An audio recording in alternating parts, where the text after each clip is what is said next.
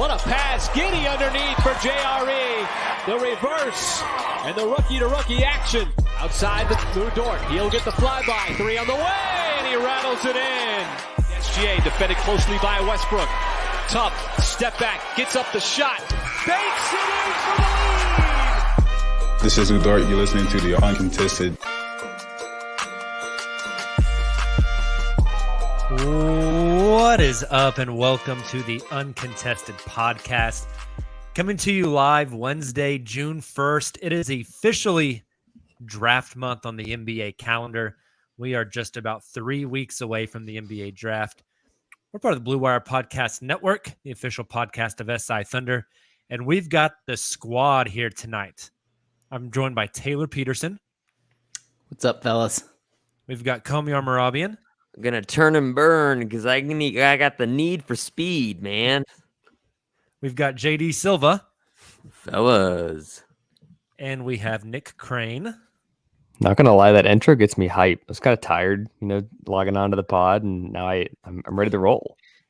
Hey, just imagine what it's going to look Nick like just after Summer ripped League. his shirt off on the live stream. He Shotgun didn't really do that Monster Energy. If you're listening to the pod, he didn't actually do that. Gentlemen, we got the finals tomorrow night. At most, we have 7 games of basketball left. Draft scuttle, draft rumors. All of the things are starting to trickle out. We are at kind of peak time for teams that are in the draft and for the NBA itself. Really, really fun times. Before we get started with some draft talk, I got to ask you guys, tomorrow, Boston in San Francisco, who you guys got taking game 1? Game 1, Golden State. Dubs. Warriors. It pains me to say it. It pains me to say it, but it's true. I'm sure you guys loved Ramona Shelbourne's hit piece on ESPN about how the Golden State Warriors have risen from the ashes whenever Kevin Durant left them. Yeah, holy shit. What a struggling franchise. So dumb. And really? The Thunder should be relocated because they weren't able to rebound after KD's departure like the Warriors were able to. I mean, look at how bad the Warriors were for 2 seasons. Missed the playoffs. After winning multiple titles and setting the record for wins in a season. Yeah. They weren't a black eye, though, at least. That's right. True. The black eye of the league, baby. All right. Well, speaking of being the black eye of the league, let's talk about... We're just kind of in this mosh pit of draft coverage, right? That's like all anybody wants to talk about, but it's the most pressing thing for this team. So since we recorded on Sunday, 2 mock drafts have come out.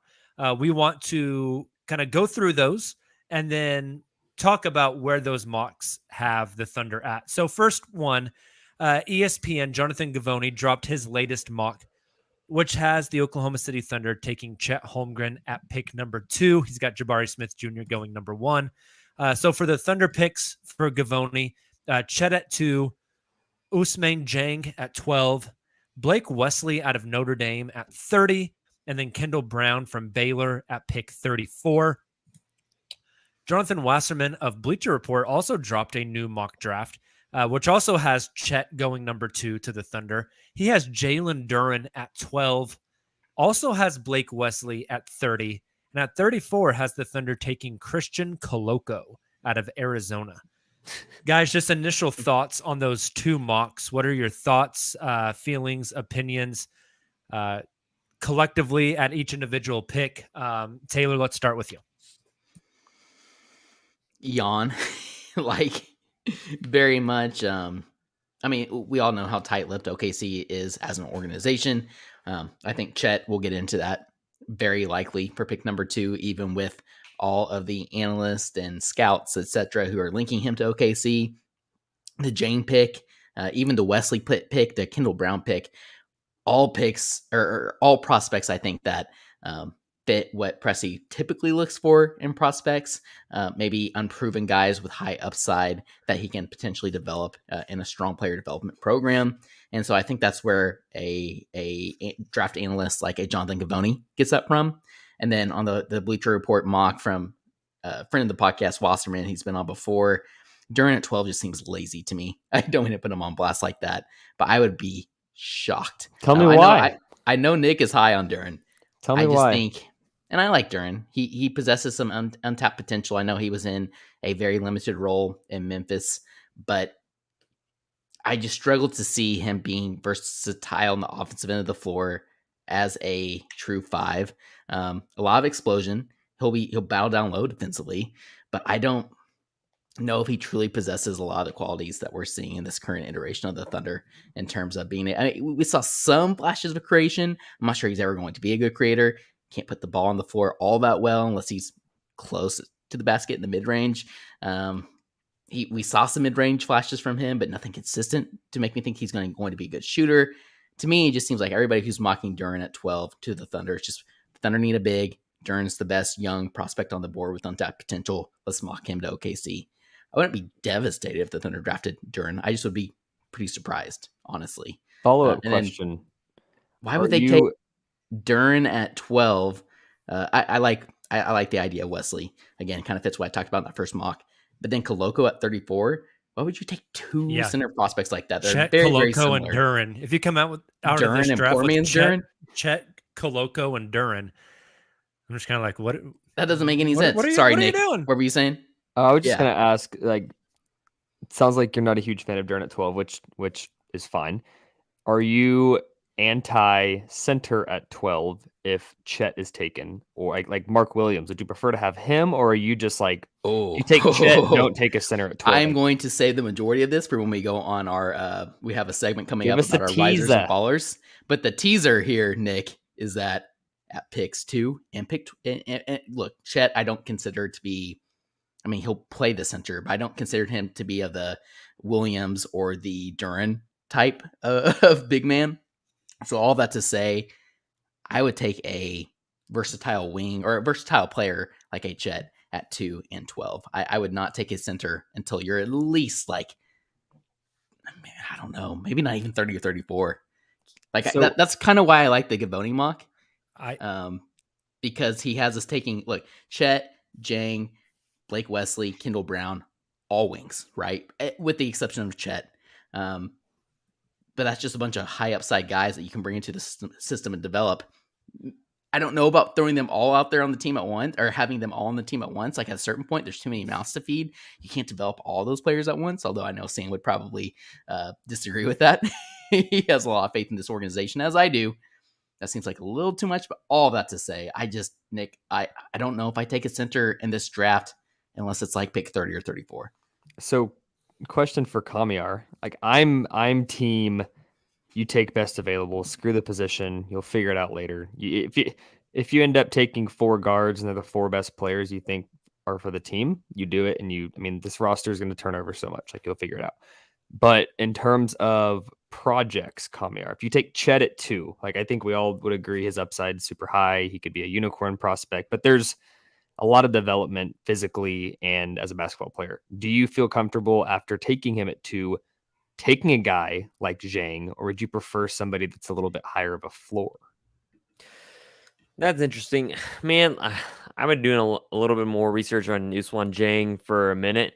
I really like the upside, right? He's a big wing. OKC, the things that they've needed, that they've got the guard position kind of locked down really already. I mean, even we mentioned it last podcast. Even Giddey plays guard. He plays on ball as point guard, and so you still need some forwards, some bigger forwards, some bigger wings, and Duren. Like I know. To that other point, Duren, like the only thing that scares me about him, he's a pure center, and like good teams have pure centers at least. But he's only 6'9", even though his wingspan's 7'5". But I would go with Usman Zhang just because he's shown the ability offensively to be kind of a microwave. Mid-range jumpers there. He can get off the floor pretty quickly. I worry about, if his stroke for mid-range is there, and his free throw percentage is like only 68%, and so I worry about what he could do as a 3-point shooter. I think he shot did he shoot less than 30% last year? It was I like think he ended the 28%, season at 29%. 28 or 29. Yeah. Yeah. So, I mean, like, there's it's something to work with. He's not obviously an old guy that's coming out of college, but I would go with somebody like Jang just because I know what you're getting in Dyson Daniels, right? You know what you're getting, kind of. And Jang is a little bit more unknown, and OKC wants guys like on a nightly basis, like kind of like the Warriors, right? That could give you up 10 points if they needed to. And I think Ousmane Jang is the guy that could give you those 10 points if you actually needed him on a night. In typical Taylor fashion, I have a screenshot for this, Kamiar. I'm with you. I understand the concerns about his shooting, but over the last, I believe it was 10, final 10 games, he shot 51% from the floor, 36% from three, 63% from the free throw line, which that 63% from the free throw line worries me a bit. The free throw line is That's a little concerning. worrisome. Yeah. Nick, you've been asking the questions, so it's my turn to flip the table on you. I think everything that Kamiar hit on with Jang is right on the nose. The more I look into Jang, long, lanky, ball handling, wing, struggles with his shot, can make some fancy passes, looks like he could be a good defender. You going Poku here? Is that what you're getting at? 100%. Like, you already have Poku on the roster. Do you want, as far as the project is concerned, Jang is kind of like Poku 2.0, maybe a little farther along at this point because Jang's playing Australian ball and Poku was playing against 35-year-old guys with 2 mortgages in Greece. But it's kind of the same type of project. Do you want 2 of those same types of players that just have this crazy wide variance that need an extremely long runway? Or do you think that's too redundant?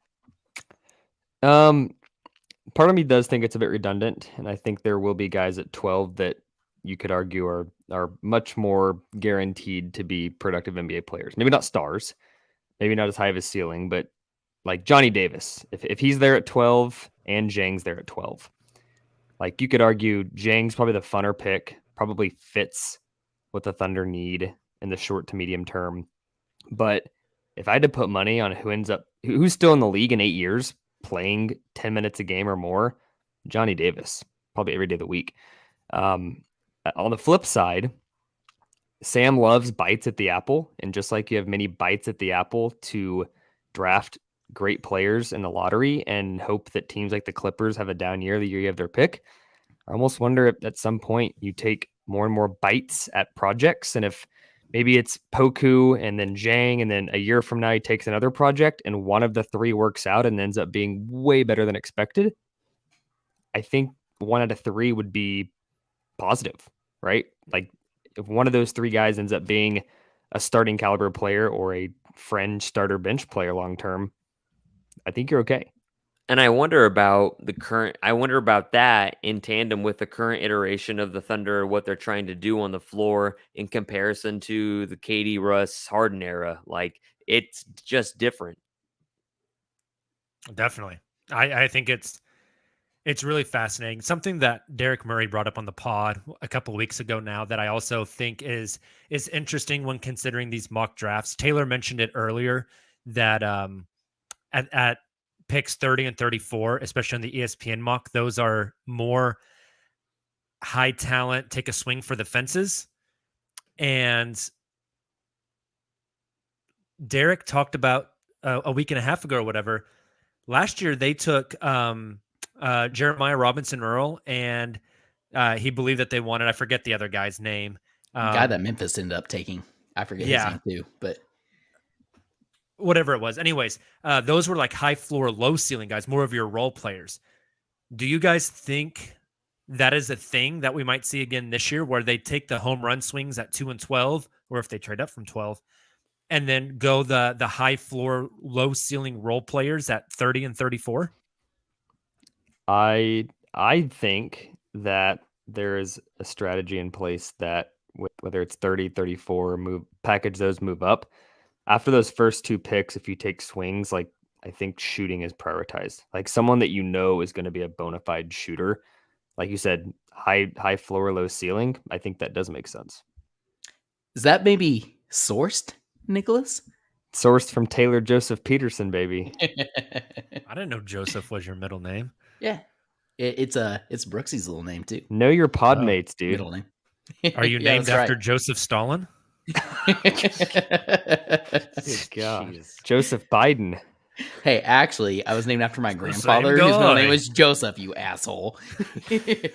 Jesus Christ. You guys want to know my middle? Do you guys even know my middle name? All right, I round know your table, middle everybody's middle name. Yeah, I know Jake knows my middle name. And Silva, I think maybe knows my middle name. At one point in time, I did, but it's a new year. So my first and It's a last name new are year. Kamiyar Marabian. But like if you actually pronounced it like the way Persians do, it's Kamiyar Marabian. You guys want to know my middle name? It's Austin, bro. Okay. What? Yeah. What? I thought My it was mom like is a more- That is My the mom is white. Texan side of him. Yes. My mom's Kind of from like an Indiana. Oreo. You bookend it with the darker names, and then you put the white one right in the middle. But it's convenient That's when like I go to incredible. restaurants. It's very convenient. Like, hey, what do you want to put the name under? I'll just put it under Austin. That way, I don't like when they start to stutter, like I already know it's me, but it's just convenient. It's very nice. That is That's awesome. very true. Very true. Uh, So back to the draft. I want to talk about these mocks because we just had an ESPN one come out. We'll probably have one or two more ESPN ones come out. We'll have a handful more Bleacher Report ones come out. We'll have a few more ones from The Athletic, from SI. All these mocks will continue to come out. How much stock should we put into mock drafts? Like, I think I probably speak for everyone on this podcast. we all just collectively chuckled. Yeah. Well, I think it depends on who's putting it out because Yeah. and Derek talked about this too on the pod is there's some folks that cover the draft that their insights and big boards and drafts are intel based. Not that they know the Thunder are taking this guy at 12 if he's there, but like you get a feel for who they like, who they don't like. If you know for a fact Oklahoma City hates Jeremy Sohan at 12, you're not going to put him on your mock at 12. So I think it depends on who it's coming from to answer your question in a short way, Jacob. That's a good point. So with that being said, Nick, literally like every mock we see right now has Chet at 2. Like for me personally, it's very difficult for me to sit back right now and think that anybody but Chet is going to be on this team in 3 weeks. Do you guys feel that same way? Totally. Yeah, it's funny how everybody's comfortable putting out a quick tweet. Oklahoma City's fascinated with Jaden Ivey, or the Thunder love Jaden Ivey, but ain't one of those dudes putting Jaden Ivey at 2 on their mock to the Thunder. Yep. That's And kind of what vice I mean. versa. Hedging, bro. You need to get them clicks. And vice versa. Like you don't see people putting out that the Thunder are not concerned about Chet's physical or his medicals. I think he'll be, I'm with you. I think the other thing to add there, Nick, is I think you're spot on in terms of who is putting out the mock draft, but also the timing of the mock draft. Because as we're still a month out from the draft. Something else that Derek was touching on. I know Kevin O'Connor's touched on this as well. The closer you get to the draft, the more intel teams typically have. For example, and we'll probably get into this. I think this was on the docket, if I remember correctly, Jacob. But like Poku, right? We started to see more and more of Poku smoke closer and closer to the draft. But in this situation, we're so far out. I don't put a ton of stock into it, other than some of the, like Nick said, some of the analysts that I trust that I know they have dug deep into these prospects and that can provide valuable insight, and they like that fit with OKC. So for that reason, I don't know. I just don't. I think it's a little too early as well. To Nick's point, is there something there with Blake Wesley though? Like I think everyone mocking Chet at 2. I've been wondering that too. That's obvious. Blake And- Wesley, I've followed him for like he's one of my favorite prospects. He's like the Bones Highland of this draft, just like a bucket getter, fun to watch. He's been like 16, kind of slipped to 20, slipped to 25. It's kind of interesting to see a brand new week of mocks, and he all of a sudden is 30 is a pick where it's like there's a lot of variability leading up, but for 2 mocks to have him at 30. I Nick, wondered that as well, Nick. I thought the exact same thing. And you know what else to add to that? The combine was 2 weeks ago. pretty much running the nose like 2 weeks ago, because 2 weeks ago was when, a little over 2 weeks ago is when we had the lottery. And all we heard was Caleb Houston is backing out from the combine. He's not doing. Does he have a promise? Is it to the Thunder at 30? The Thunder love to promise guys. Caleb Houston, OKC, yada, yada. We don't hear any of that anymore. And now you see Blake Wesley on 2 different mocks at 30. I wonder, am I like going QAnon crazy conspiracy theorist here? Or is this an actual thing? It's Could be coincidence for sure, but it's interesting. Yeah, like you said, there's a lot of variance in those picks. Yeah. So, guys, talking about the validity of mocks, should we trust them? Real quick, in 2021, just last year, from post lottery all the way up into draft day, that month, we heard that OKC was going to take Jonathan Kuminga. We heard a lot of Scotty Barnes. Towards the end, it was James Bouknight. They don't take any of those guys, right? They take a guy that was mocked, I think, at the highest point at 10 in Josh Giddey. In 2020, mocks had OKC taking guys like Malachi Flynn or Cole Anthony at pick 25, Jaden McDaniels, Zeke Naji at 28. The Thunder ended up making a trade up and taking Poku. Now, as Taylor mentioned earlier, there was a lot of smoke around Poku, right? The agent he hired used to work for the Thunder. The Thunder had scattered him heavily. A lot of people believe that was OKC's target. OKC traded up one spot ahead of Dallas because the Thunder knew Dallas wanted him as well. But let's go back to 2019. ESPN and The Athletic both had OKC taking Nick Claxton, the big man out of Georgia, at 21. Could you imagine if they took Nick Claxton? Yeah, they take Darius Baisley instead. These mock drafts have really not pinned the Thunder down. Should we not believe anything we're reading right now? I feel like it's easier to get. So on mock drafts in general cast such a wide net on these prospects, but I do feel like it's easier to pin down what's going on at the very, very top, just by process of elimination. Like if teams get intel that Jabari is the Magic is going to select Jabari, it'd be much easier to dictate and guess who's going at 2, especially if you know generally what the guy's Sam Presti likes is. So yeah, no, I think it's you should believe some of it, but there is, like Nick and Taylor and Kamiya were saying earlier, there's a lot of context that goes into building these mocks. Like if Sam Presti, like I'm sure I said this on a Twitter space recently, I'm sure Sam Presti does like Jaden Ivey, but there's a reason why no one is tweeting Sam Presti's going to take Jaden Ivey at 2. I'm sure he does like him, and he'd be awesome on this team, but tough. But at the end of the day, too, in response to that, Silva, like I kind of view like all these mocks as these writers have to do it. I mean, like everybody expects mocks now. Second, I think I kind of view it almost like if you have ever played fantasy NBA basketball or fantasy football, that once people start drafting, you can kind of see where they're going or what they should select if you were actually paying attention to everybody's draft boards. And so like these guys are saying, okay, the first pick that keeps on getting named is Jabari Smith. Everybody wants Jabari Smith Jr. That's what everybody thinks. And like, okay, well, OKC needs a center. And they've needed one for the longest time. Heck, they even tried to trade up for Evan Mobley last year. And so like, the more you get into the draft, the more you see who's most valuable and who maybe might fit teams the most.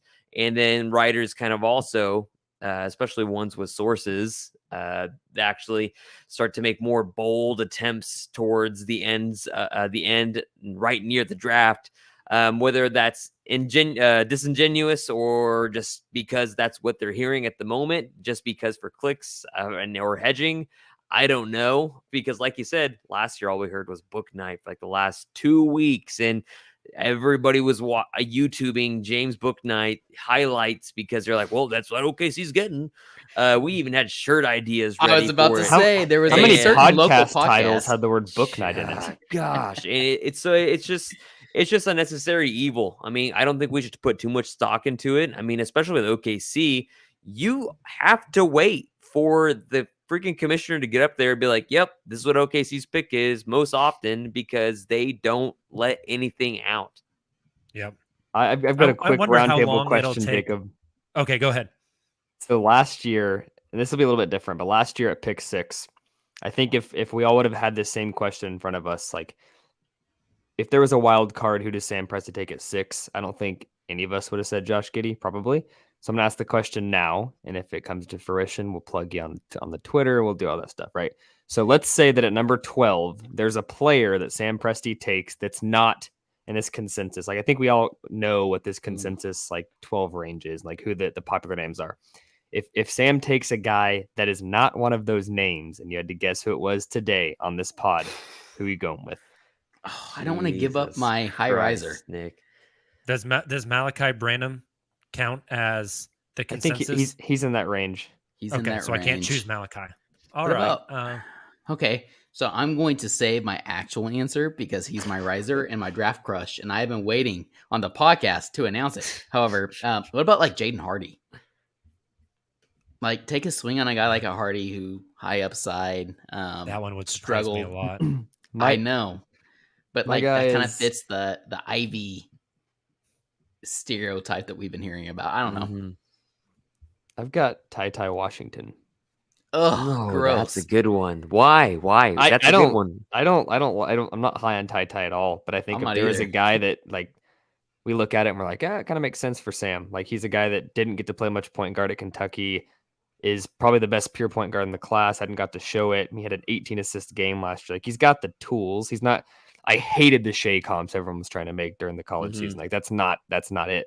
But I think like what we thought Teo could be, like that perfect backup point guard, Right. no. Ty Washington could actually be your backup point guard for the next decade. And we talked about this, I think, a week or two ago about, or at least I talked about it, how OKC, I mean, like, you're going to need a third point guard to take pressure off of Shea and Josh. And I mean, I know Trey and Luke can handle a little bit, but you kind of want a pure guy out there, and that would kind of make sense. And like, that's a guy that I also thought was a guy that could be a little bit of a riser, like Taylor was alluding to earlier as well. Jacob, JD, you're not getting out of this.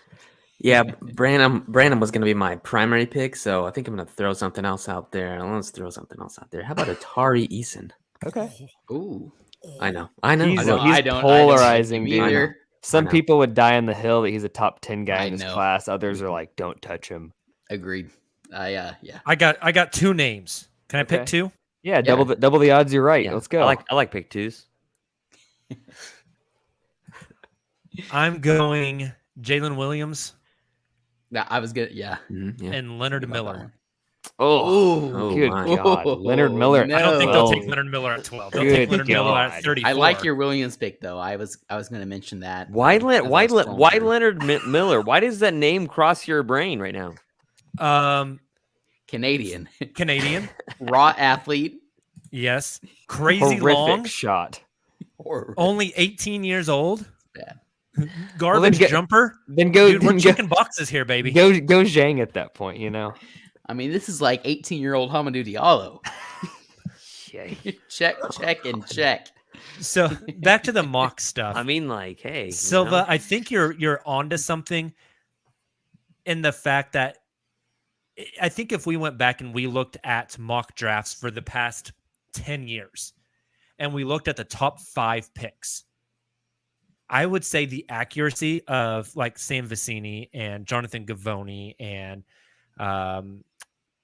all these other mock guys, Jeremy Wu, I would say the accuracy in the top 5, what do you guys think? 80, 90% accurate on their mocks for the top 5? It's maybe Over the one past guy a 10 year years? that moves up. Yeah.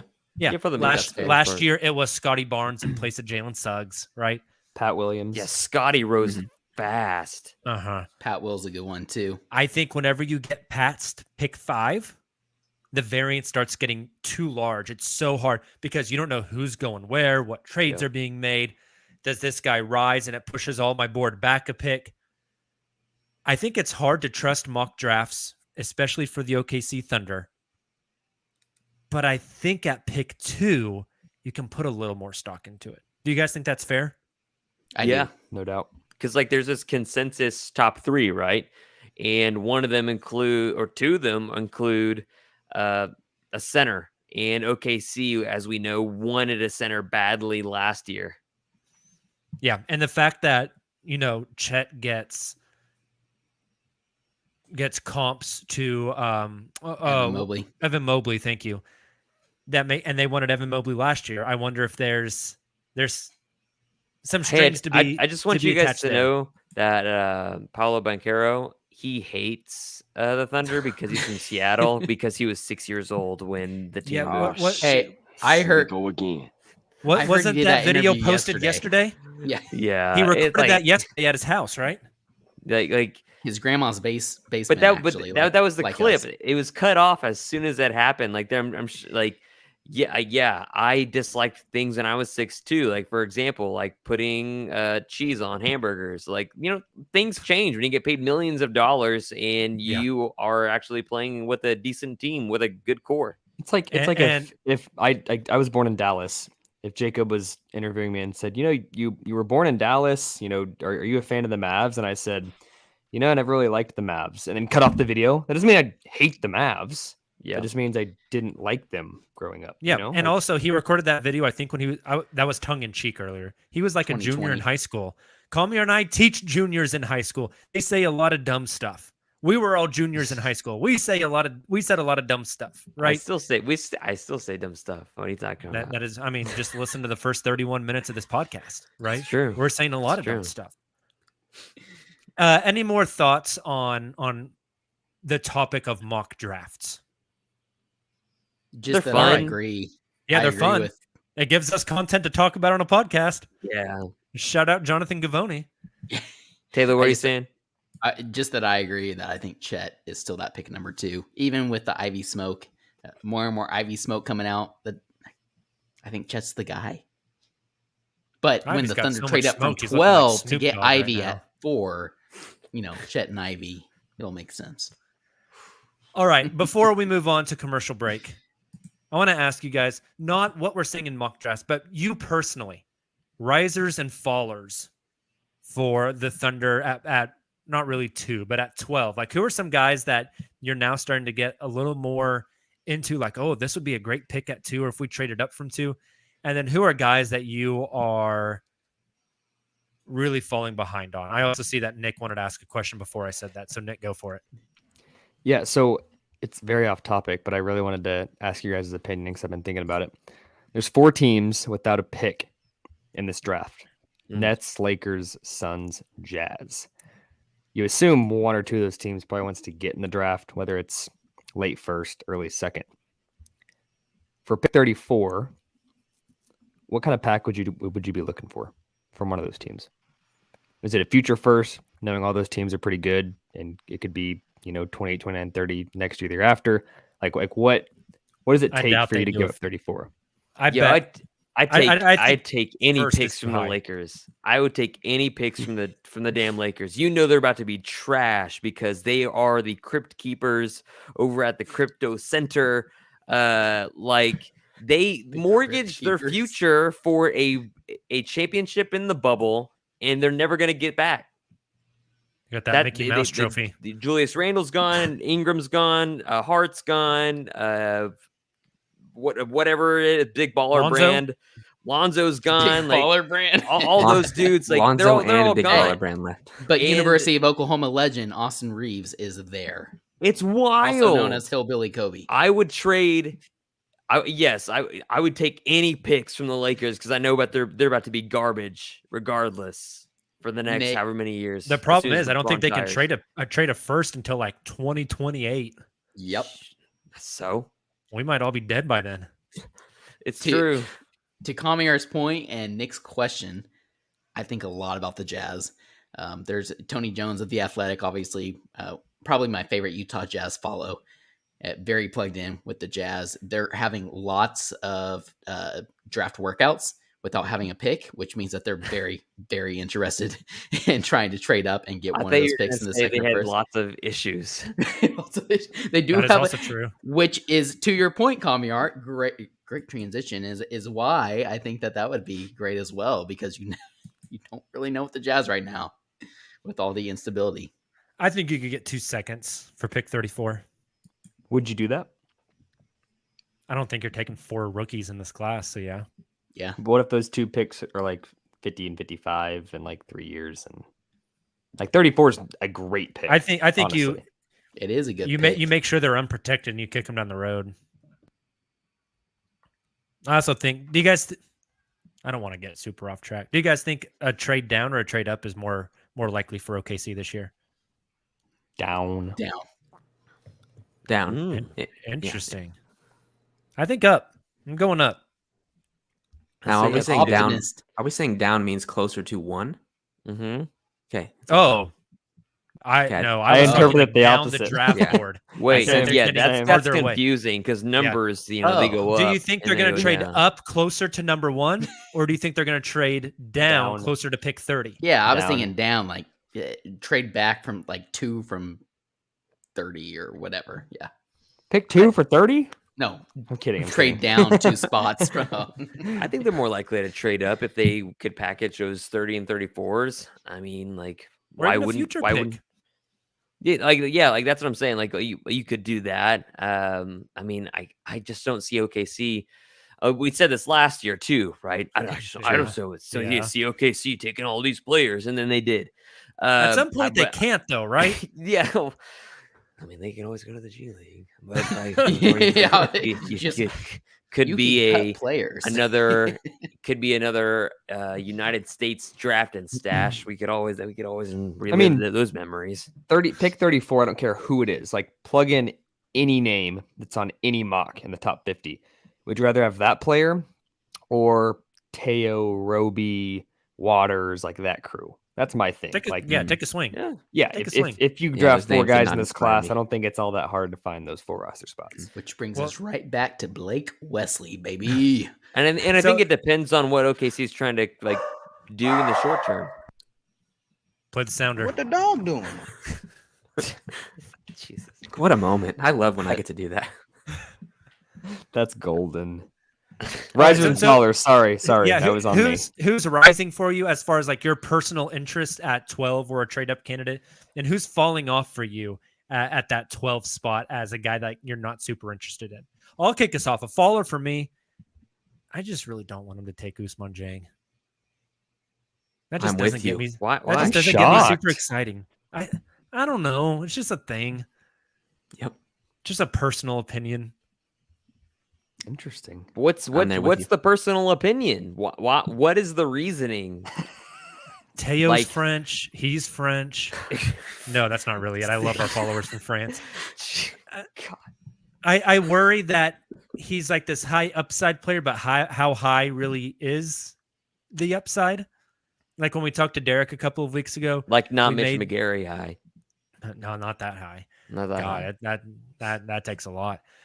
We talked like a Nick Batum ceiling for him. Like that doesn't get me super excited. I don't know. Who are some guys in that range that is falling off for you guys personally that you're just not into? Dyson got one. Daniels. What?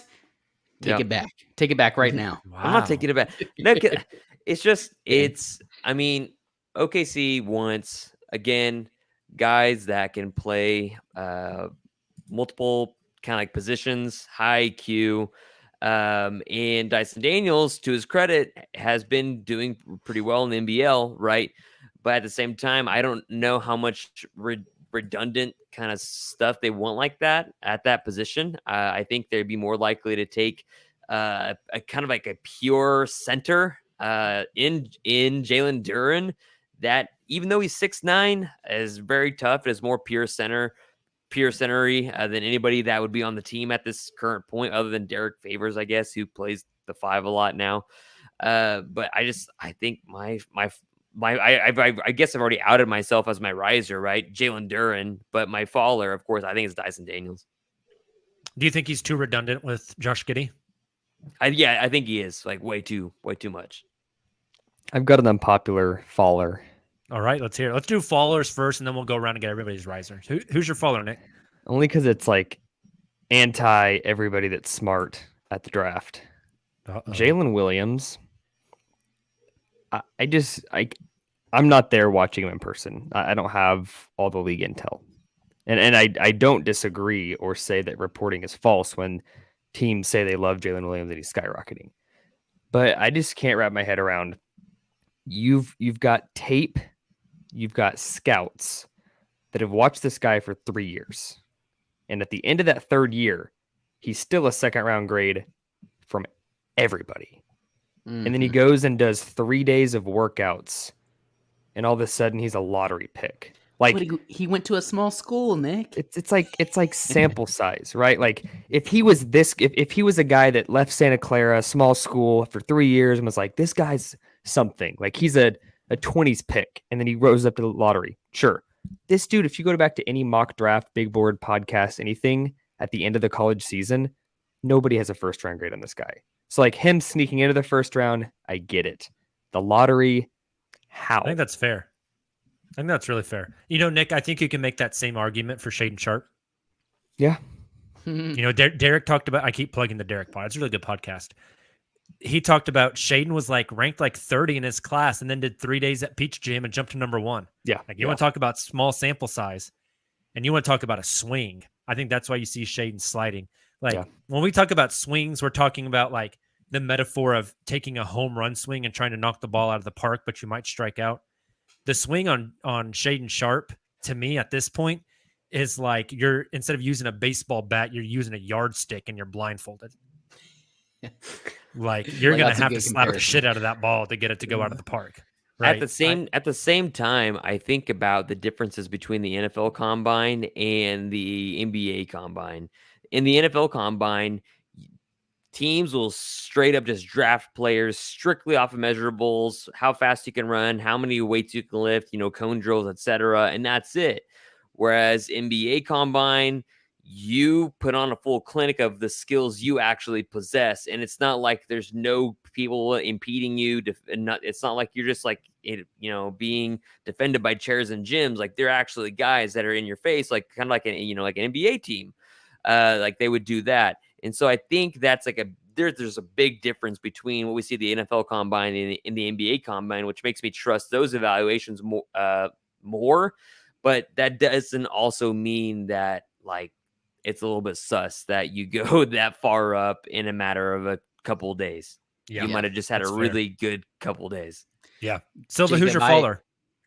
I have a tandem. It's both of the more traditional bigs in this draft. We talked about that a bit earlier, so I won't rehash what we already said. But yeah, Duran and Mark Williams.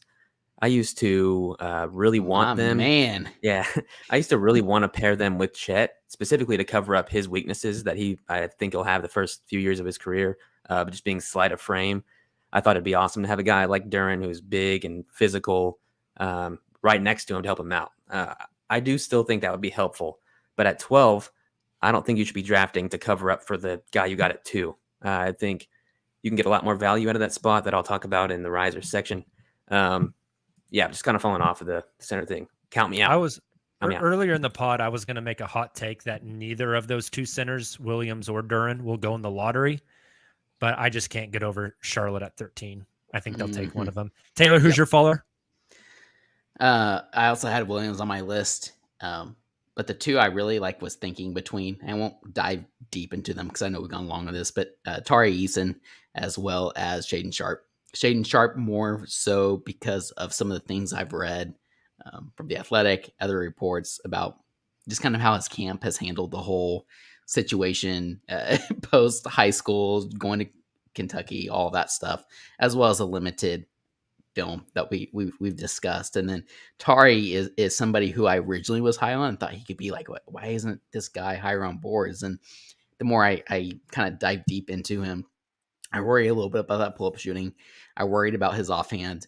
I worry about the turnovers. I think there's a bit of a reason maybe that he was a sixth man on that LSU team and not a starter. Tari Eason is one of those guys that's falling for me. Nick, who's your riser, the guy that is becoming more intriguing for you as a Thunder prospect at 12 or in a possible Thunder trade up? Yep. Not a new riser, but still, I'm probably still higher on him the most. I'm going to pick him. Jeremy Sohan. There's things you can teach in the league. There's things you can easily improve. Not easily. There's things you can definitely improve on in the league. And one of those things is shooting. And that's his knock. Like you go to Thunder Twitter and they're like screenshotting his 3-point shooting numbers and saying like, we've done this before. These guys can't shoot, like whatever. He can defend at a high level. He does the things you need to win. He plays with a high motor. He can literally guard 1 through 5. I just think that a guy with so much defensive upside, and he's not a bad offensive player. Like, he can't shoot, but it's not like he's a non-offensive player. Like, he can cut, he can slash, he can, backdoor cut. He can do all these things and score the ball without shooting. And I do think his shooting can come around, and he's got great size. He's got an NBA ready body. All that to say, like, if you're going to take a guy at 12, and if we're choosing a guy that's we're higher on than others, it's still him. Like, I don't get the knock. He's awesome in my opinion. You can find shooters to play, like whether it's in the draft, upcoming drafts, not even just this one, or in free agency, or like obviously low tier free agents, whatever it may be. I'm with you, Nick. You don't even need him to develop a jumper to be a very effective player for your team long term. Kamiar, who you kind of hinted at your riser earlier, but tell us again and why. I had Duren. I mean, because I know you can't. I know you cannot really depend on Chet to really be setting hard screens his first few years in the NBA. I mean, he'll hit those slip screens, especially after the 3-point line, which could be really fun for OKC. And having a center or a big man do that, he would probably play like power forward on offense, but center on defense, who knows, or just power forward just all the entire way, for being honest. And I think Duren is a guy that is your more classic center. He is physical. He likes to get kind of like, I don't want to say, like he went like Pop said, he wants to get nasty. I mean, the dude wants to dunk the ball. The dude wants to get above the damn rim, swat crap out of everywhere. So he's one of my risers. And of course, I'm coming around on the idea of Sohan, but I also can't escape Jang for some reason. I just like what he already offers and what his possibilities could be in OKC, as already a guy that can turn the corner off the screen and just like get buckets in the mid range, where OKC kind of like had a lot of success, of course, within the CP3 year, but also just has success with in general. As it relates to Duren, preach. I love it. I agree with all of it. Silva, who's your personal riser and your preference for the Thunder? I'm going to cheat again a little bit and say a tandem. Specifically, goodness, I know. Specifically, these two guys, I think, are rising for me because of the value I think we can find with them at pick 12. I think one of them is going to slip, and that's either Johnny Davis or AJ Griffin. I think one of them could slip to 12, and I would love getting either of them for different reasons. AJ Griffin, we all know what he shot in college, like 46% from 3. That's not going to translate to the NBA. He's not going to come in and shoot 46%, but I can't think of many guys that OKC has had in general with that project to be that kind of shooter. So I would love to get that. And I mean, assuming his medicals are okay, you think he can get back to somewhere close to the athlete he was, mainly for defensive reasons, I think he would be awesome. Next to, if you're starting Shea, Dort, Giddey, Griffin, Chet, like any of those guys, I think that would be awesome. And then Johnny Davis, a little bit different than AJ Griffin, of course. I'd like how Johnny Davis would fit in between Shea and Giddey defensively, especially I think he could cover up for some of their mistakes and grow more as a shooter. So yeah, either of those guys falling at 12 would be sick. Taylor, who do you got? So just I don't have time to dive into this honorable mention, so I'm just going to fire off a scorching hot take. All right, and I'll save it for another pod, another time, another day. I think Ben Mathurin could be the best wing out of this draft, including Jabari Smith Jr. But again, that's an honorable mention. We'll save that for another pod, another time, because my riser is my draft crush. I've been waiting for this. I alluded to it earlier in the podcast. My draft crush for this NBA draft in 2022 is Dalen Terry out of Arizona. I love Terry. Weird. I did not, again, same team. But I am very, very high on Dalen Terry. I think he's going to be a fantastic prospect. He's not similar to Josh Primo in any sense. They aren't similar prospects, but I think he could be that kind of guy that you see a team, for example, like the Oklahoma City Thunder taking him at pick 12, like Nick alluded to earlier, because they're willing to bet on that upside. He's a prospect that a lot of people, I think, thought would go back to Arizona especially now that Matherin is out of the picture, where he can kind of take over and be one of the main guys. And instead, he decided to stay in, which leads me to believe he has a pretty good idea of where he will be selected in the draft. I know he performed really well at the combine. There apparently a lot of teams were very excited about him post interviews and things. But the biggest thing for me is just a freak athlete. We're talking about a 6'7", I think 195-pound guard. So you think of Shea, he's 6'6", Giddey, kind of another guard of that mold that you can play at a more of a wing position. Freak athleticism. You see him flying high, running in transition, but he also possesses ability to put the ball on the floor and create for teammates. In fact, shout out to our No Ceilings friends on NBA Draft Twitter, who in their big board, their draft guide they put out, actually said that Dalen Terry could potentially be the best passer in this draft of any of the prospects, which I find really interesting, especially reviewing some of his tape. The three-point shot needs some work. It has a very strange hitch, but at the same time, it worked pretty well for him. I think he was like 36.4% from deep. All that to say, Dalen Terry, I mean, we're going long here. I really, really like Dalen Terry a lot, and he is my riser. If you like him, you like Josh Minot. That's my second round steal. I do like Minot as well. Not as much as Terry, but yeah, no, I'm with you. I'd be happy with him on this Thunder team also. Mine, real fast, kind of coming around on Johnny Davis. I think he could be Lou Dort with a little more two-way, juice. baby. Join the club. Maybe Dort with a little more juice. He's got good size, good defender. I don't know. I wouldn't be upset. I really think if you put those wings in a bag, Dyson Daniels, Johnny Davis, Ben Mather, and AJ Griffin, in a bag. Put the wangs in the bag. I would take any of them. So before we get to some Twitter and Reddit questions, Silva, let's play the ad. What's up, Thunder fans? This is Jacob from the Uncontested podcast, and I'm here to let you know that we have fully redesigned our merch store to get you the best Thunder swag available. Just visit cottonbureau.com and search the Uncontested podcast to find all of our new designs.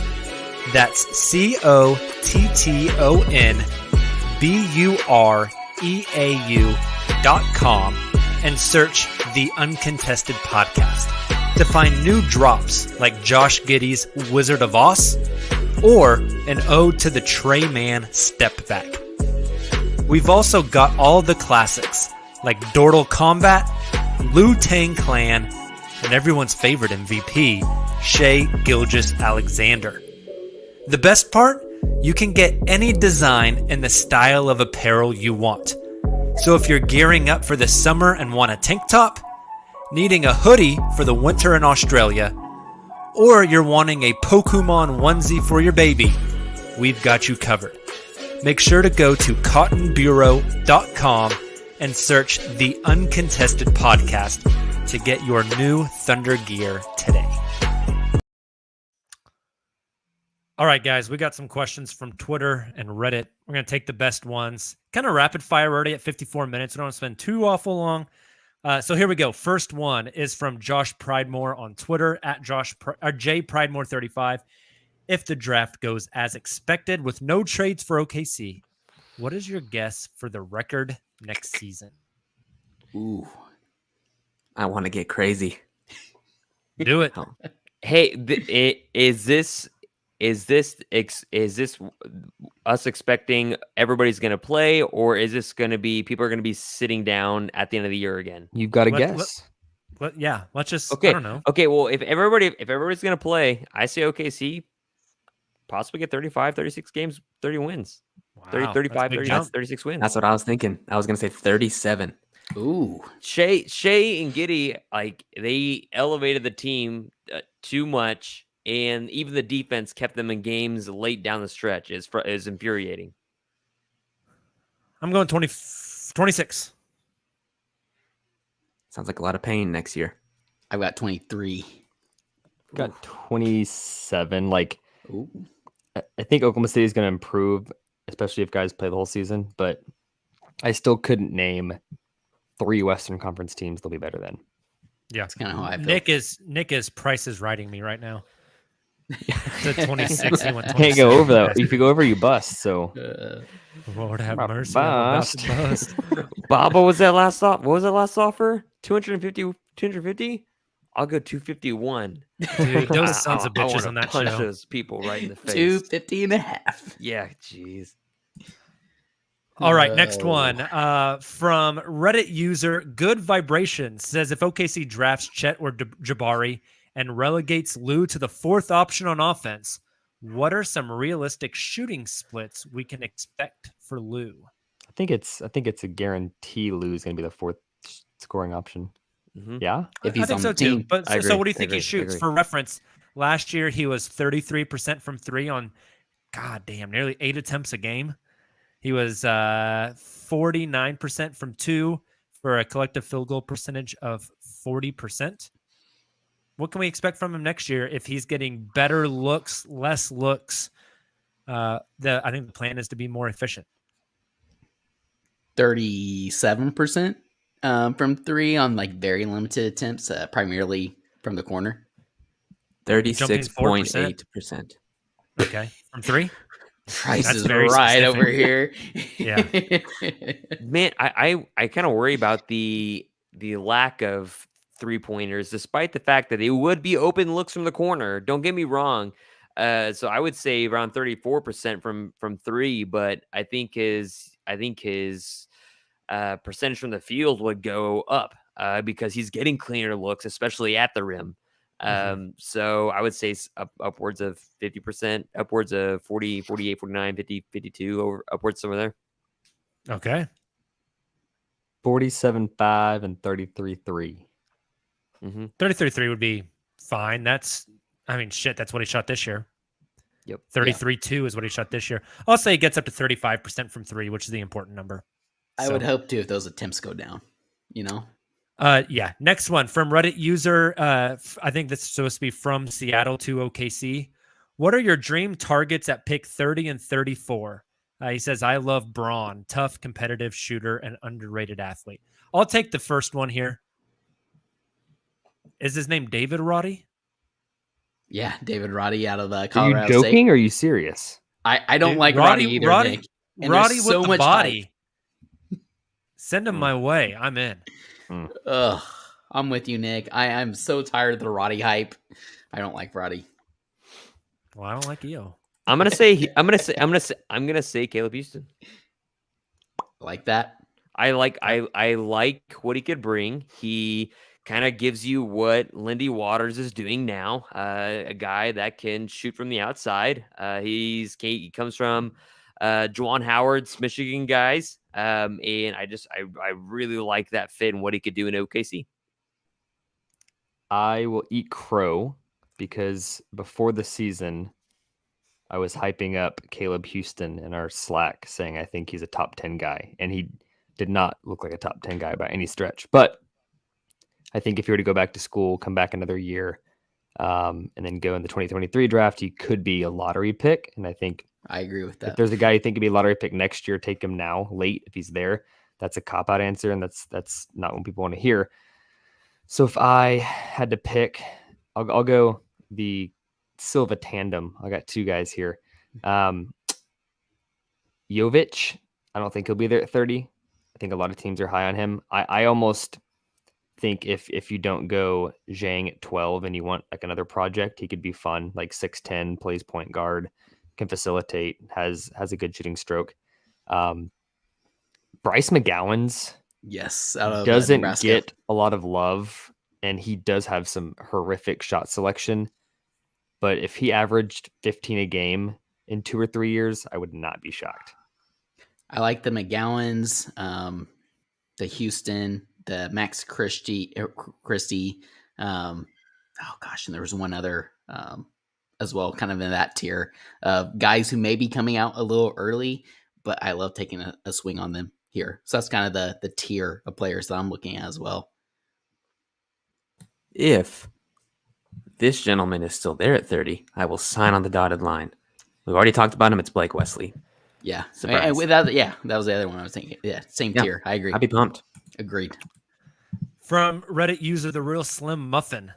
If you had to Nice. predict West playoffs next year, who do you think would actually be in the Oh, top man. 8 spots, and who would be in the Ugh. playoffs or the play-in? I'm sorry, assuming everyone is healthy.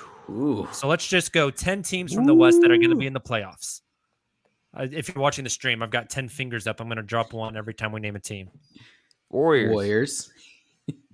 Nuggets. Clippers. Nuggets, Clippers, Suns. Yeah. Mavs. Grizzlies.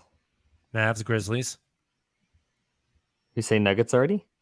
Yeah. Did we already say? Did we say Lakers? I think they can actually make Lakers? playoffs next year. Pelicans. No, I think we already said Lakers. Oh, we said Clippers. Okay, We Lakers. said sorry. Clips.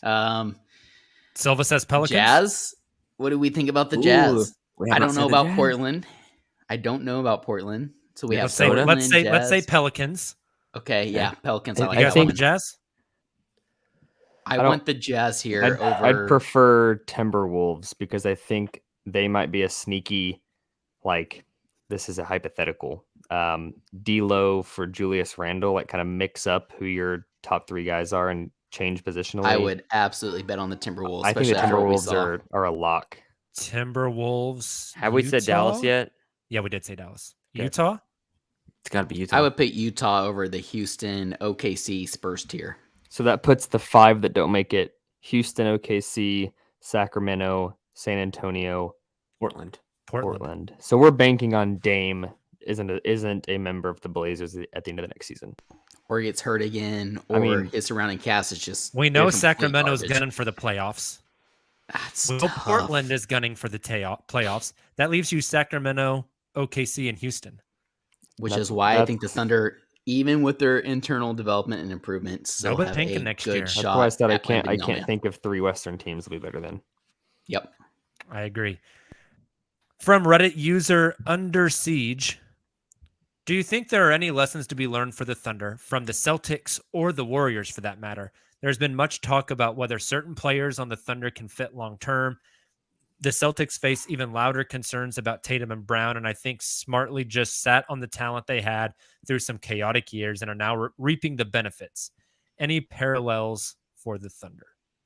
Yep. 3 and D. We talk about the 3 and D guys and how these are coveted prospects. I think it's just even more apparent if you can shoot threes and or play D. Celtics are the D, Warriors are the 3. Like it gets you somewhere. I was just thinking about the Celtics as 3 and D players. You got Derek White, who's getting minutes. You've got Grant Williams, who's getting minutes. I mean, I know Marcus Smart is their point guard, but he doesn't handle a whole lot. He's kind of a 3 and D guy. Even Al Horford could fit in that role. Yeah. As a 3 and D big.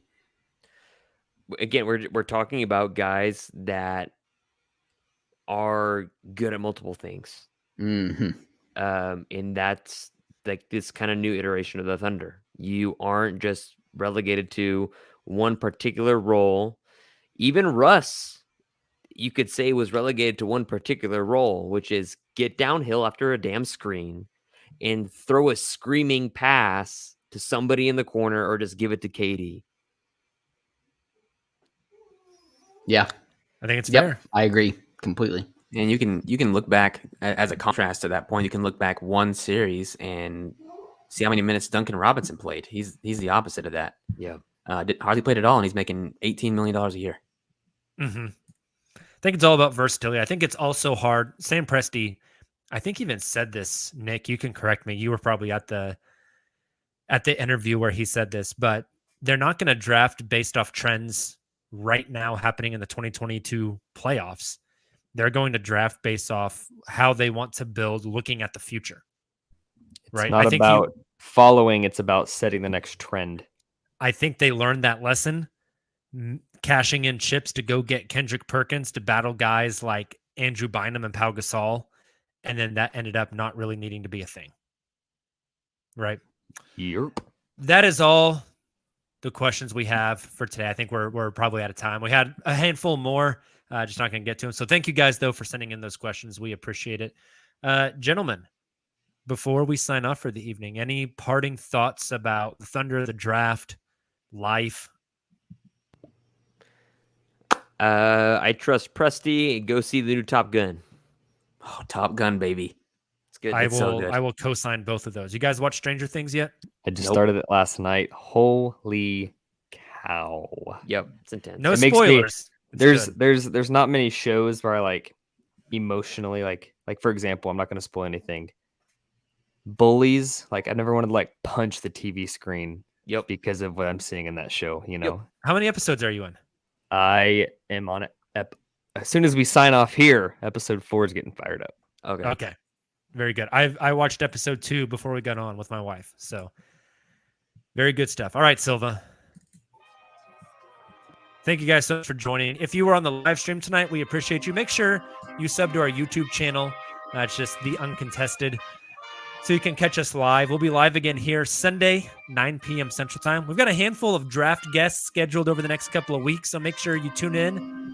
Also, every Monday and Friday evenings, we are hosting Twitter Spaces, so make sure you get on those as well. I will be hosting this Friday nights. We'll tweet out the time that we're going to do that around noon on Friday, so make sure you follow the Twitter account. Until then, you guys have a great rest of your week. We will talk to you soon. And as always, Thunder up!